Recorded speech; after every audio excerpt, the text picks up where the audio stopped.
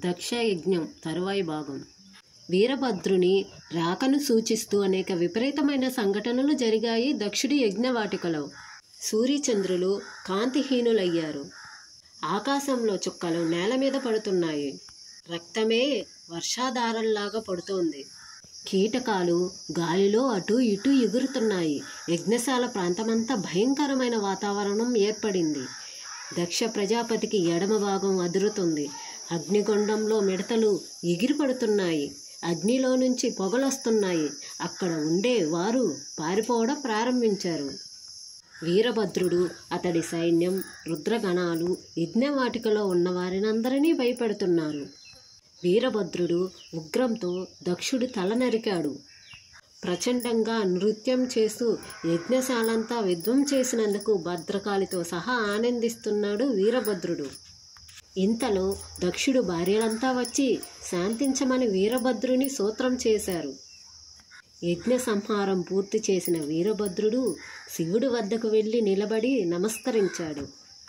దేవతలు, మునులు వీరభద్రుడి చేసిన విధ్వంసాన్ని బ్రహ్మతో మొరపెట్టుకున్నారు. బ్రహ్మ వారందరినీ వెంటబెట్టుకొని శ్రీ మహావిష్ణువు వద్దకు వెళ్ళి విన్నవించుకున్నారు. శ్రీ మహావిష్ణువు వారందరినీ వెంటబెట్టుకొని కైలాసానికి వెళ్ళారు. శంకరుడితో శ్రీ మహావిష్ణువు, విచారాన్ని మాని కర్తవ్యాన్ని తెలుసుకో.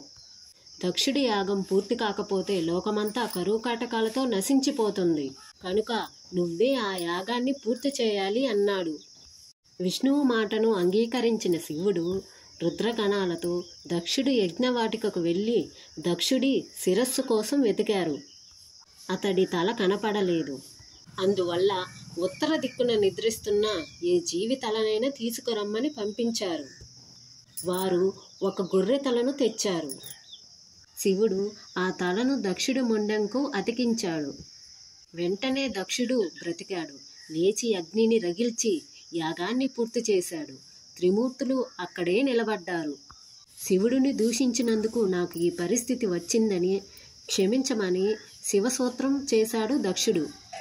శివుడు దక్షుడిని క్షమించి వరాలిస్తాను అడగమన్నాడు. అప్పుడు దక్షుడు, శంకర, పార్వతీ సహితుడవై నువ్వు ఎల్లప్పుడూ ఈ దక్ష వాటికలోనే ఉండి సకల భువనాలను రక్షించు అని ప్రార్థించాడు. అతని కోరికను మన్నించి దక్షుడు యజ్ఞవాటికలో ఉన్న భాగంలో వీరభద్రుడిని నియమించి తిరిగి కైలాసానికి వెళ్ళి తపస్సులో మునిగిపోయాడు శివుడు. ఓం నమః శివాయ.